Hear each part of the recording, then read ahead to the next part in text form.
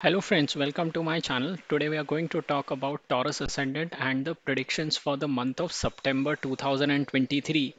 Now this month is all about remaining cautious about your relationships, taking care of your body and how you deal with opposite gender. Venus is the ascendant lord for you and it is going to transition through the third house. It is going to stay here for the whole month of September. Now this is a difficult house because your tendency to enjoy at the cost of your body can bring you great bodily harm till 14th of September. In this month, the Lord of the 8th house, Jupiter, is going to combine with Rahu in the 12th house, which means that you can get a disease related to below your waist, especially the ones related to your private parts. So, the first half of September is going to be very tricky, and you need to be very careful about how you deal with the opposite gender in this month. And especially if you are already committed in a relationship or you are married, then you should try your level best to avoid any kind of an interaction with the opposite gender because this may transit into an illicit affair which may cost you a lot in the later month. You also need to drive your vehicle very carefully in the month of September, but this is a good month to spend time with your younger siblings and improve your relationships with them. Mercury is the lord of second house and fifth house for you, and it is going to be in the fourth house for the whole of month. Sun will also be joining Mercury here in the first half of September.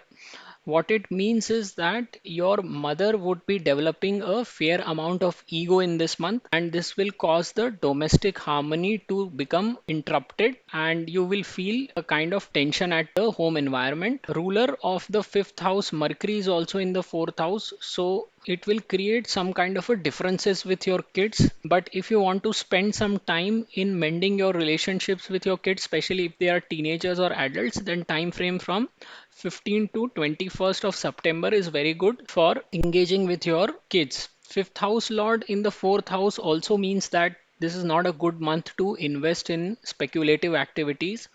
And if you're a student, then also you will have to put in a lot of effort to excel in your studies.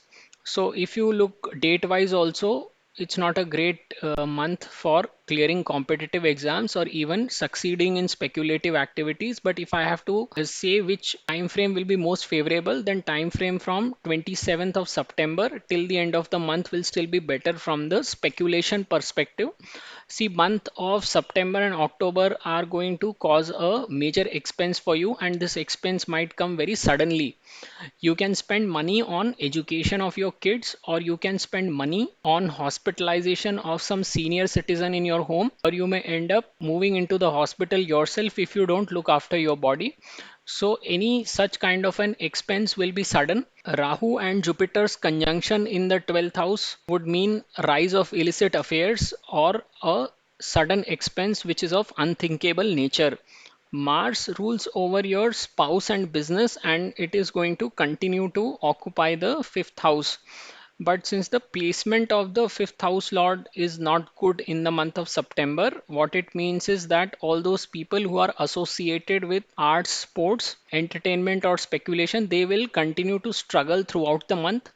Now, your ascendant people are going to witness a gradual increase of responsibility because Saturn, ensconced in the 10th house, is going to increase your responsibilities for the next 2.5 years. If I have to look at work wise, then 22nd to 26th of September is the best time to rise and shine at your workplace, but Saturn here will continuously increase the workload on you. If you are a person who is planning to start your business, then you will have to wait, and all those people who want to increase capital expenditure in their existing line of business, they will also have to wait till the end of October because Rahu's presence in the 12th house along with Jupiter would mean that Rahu is going to block the Jupiter. So capital expenditure is indicated by Jupiter or the flow of money, and its conjunction in Rahu would mean that you should always make expenditure after this position gets disintegrated. So starting from the 1st of November, time is going to be very good for any kind of an investment in your business. So if you look overall, September is a month of exhibiting caution.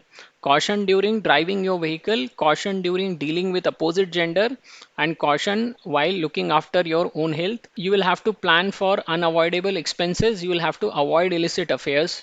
and that's how you are going to deal with this month. So that's the summary for you. I would request you to subscribe to my channel, and thank you very much for watching this video.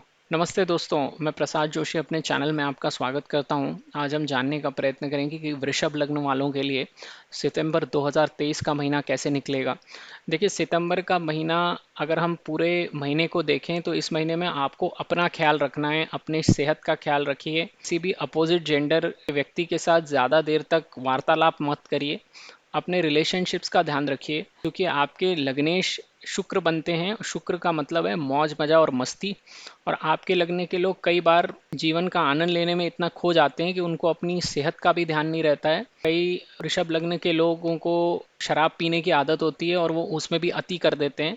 कुल मिला के आप अपना जीवन को जीना चाहते हैं, क्योंकि ये शुक्र यानी कि आपके लग्न स्वामी का बेसिक नेचर है। तो यहाँ पे तृतीय भाव में शुक्र बैठा रहेगा पूरे महीने में, और ये कर्क राशि में है जो कि एक पूर्ण जल राशि है। इसलिए यहाँ पर आपको त्रिषडाय भाव होने की वजह से स्वास्थ्य से रिलेटेड समस्या हो सकती है। इसके अलावा अगर आप ज़रूरत से ज़्यादा अपोजिट जेंडर के प्रति अट्रैक्टेड रहते हैं तो भी ये आपके लिए समस्या खड़ी कर सकता है, क्योंकि गुरु और राहु का भी 12वें भाव में युति बन रही है। तो किसी भी तरह का अफेयर अपने पड़ोसियों के साथ या फिर आपके वर्क प्लेस में जो कोलीग्स हैं उनके साथ, ये आपके लिए काफ़ी समस्या पैदा करेगा। इसलिए इससे आप बच के रहिएगा। पूरे सितंबर के महीने में खास करके पहले 15 दिन 1 से 15 सितंबर में आपको कमर के नीचे की बीमारी भी हो सकती है, और इसीलिए आपको इन सब चीज़ों के प्रति बहुत सावधान रहना चाहिए। और अगर आप शादीशुदा हैं या इंगेज्ड हैं तो भी आपको किसी भी तरह के अफेयर से बचना चाहिए। आपको इस समय में अपना वाहन भी बहुत सावधानी से चलाना पड़ेगा पूरे सितंबर और अक्टूबर के महीने में, और इस बात का ध्यान रखना पड़ेगा कि आप बहुत ज़्यादा गति से कोई भी व्हीकल मत चलाइए। जो पॉजिटिव चीज़ हो सकती है वो ये है कि आप अपने छोटे भाई बहनों के साथ समय बिताइए, उनके साथ कहीं बाहर प्लान कीजिए, तो आपको अपने रिलेशंस को इम्प्रूव करने में भी मदद मिलेगी अपने छोटे भाई या बहनों के साथ। आपके लगने के लिए बुध द्वितीय और पंचम भाव के स्वामी हैं। दोनों ही भावों से हम वैदिक ज्योतिष्य में धन को देखते हैं, तो यहाँ पे इनका स्थानांतरण चतुर्थ भाव से होता रहेगा पूरे महीने में। सूर्य यहाँ पर पहले 15 दिन इनको ज्वाइन करेंगे चौथे भाव में, तो आपके घर पे थोड़ा सा अशांति का माहौल रहेगा, जिसको हम कहते हैं डिस्टर्बेंस इन डोमेस्टिक एनवायरनमेंट। आपके जो मदर हैं उनको इस समय में काफ़ी अहम जागता हुआ दिखेगा, और उसकी वजह से भी आपके घर में थोड़ा सा अशांति का माहौल बना रहेगा। पंचमेश का चतुर्थ में जाना यानी कि जितनी भी चीज़ें आप पंचम से देखते हैं उनमें रोड़ा अटकने वाली बात होती है। तो जितने भी लोग आर्टिस्ट हैं, शेयर बाजार से संबंध रखते हैं या स्टूडेंट्स हैं, उनके लिए सितंबर का महीना बहुत संघर्ष भरा निकलेगा।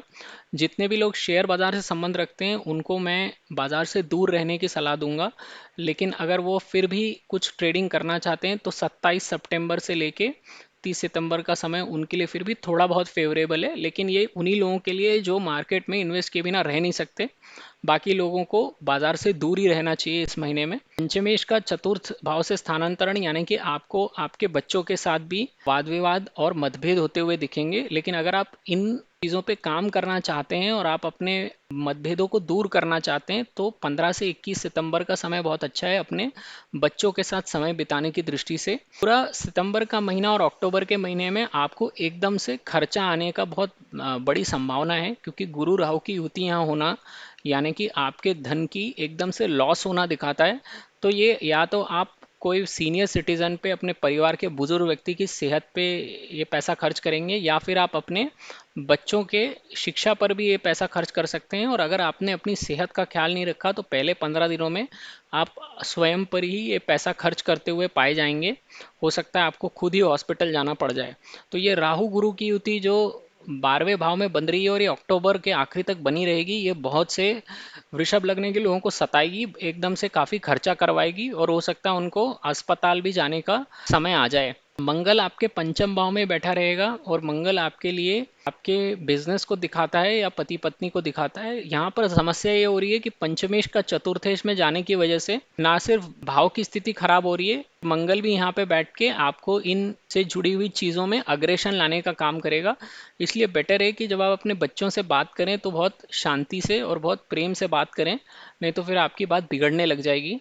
आपके लग्न के लोगों के लिए जब तक शनि दशम भाव में बैठा हुआ है तो ये आपके ऊपर काम का बोझ बढ़ाता ही चला जाएगा, और 2025 के सितंबर तक जब तक शनि यहाँ पर बैठा रहेगा आपके ऊपर बहुत सारी जिम्मेदारियां डालेगा वो कार्यस्थल पर। अगर मैं सितंबर के महीने में बात करूं तो 22 से 26 सितंबर का समय बहुत अच्छा है कार्यस्थल पर चमकने की दृष्टि से और आगे बढ़ने की दृष्टि से।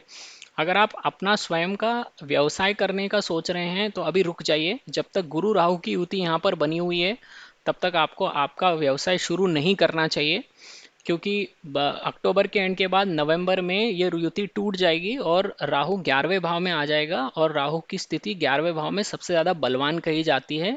3, 6 और 11 तीन भाव में राहु सबसे प्रचंड जोरदार रिजल्ट देता है और 11वें भाव में सबसे शानदार परिणाम देता है। और यहाँ पर गुरु की राशि आपके लग्न के लिए पड़ेगी, तो यहाँ पर जो भी नेगेटिव चीज़ें होंगी उनसे भी राहु का उतना स्ट्रांग परिणाम नहीं आएगा, लेकिन पॉजिटिव रिजल्ट बहुत ज़बरदस्त रहेगा। इसलिए 1 नवंबर तक इंतज़ार कीजिए अगर आप अपना स्वयं का बिजनेस खोलना चाहते हैं या फिर आप अपने एग्जिस्टिंग बिजनेस में कैपिटल एक्सपेंडिचर करना चाहते हैं। तो अगर मैं इसको समराइज करूं सितंबर के महीने को, तो ये महीना पूरी तरह से सावधानी बरतने का है। अपने शरीर का के प्रति सावधानी बरतिए, गाड़ी चलाते समय सावधान रहिए। अगर आप अपने अपोजिट जेंडर से किसी भी तरह का कोई भी वार्तालाप करते हैं तो इस बात का ध्यान रखिए कि आप उस समय अकेले ना हो। अपनी सेहत का ख्याल रखिए और किसी भी तरह के अनप्लान्ड खर्चे की तरफ प्लान कीजिए। थोड़ा अपने सोर्सेज ऑफ फंड्स को एक बार परख लीजिए, ताकि एकदम से आपके ऊपर खर्चा आता है तो आप उसको झेलने की क्षमता रख सकते हैं। और अपनी सेहत का भी सितंबर के महीने में ख्याल रखिए। तो ये आपकी समरी है इस महीने की। आपको मेरा वीडियो पसंद आया हो तो मेरे चैनल को आप ज़रूर सब्सक्राइब कीजिए। ये वीडियो देखने के लिए आपका बहुत बहुत धन्यवाद।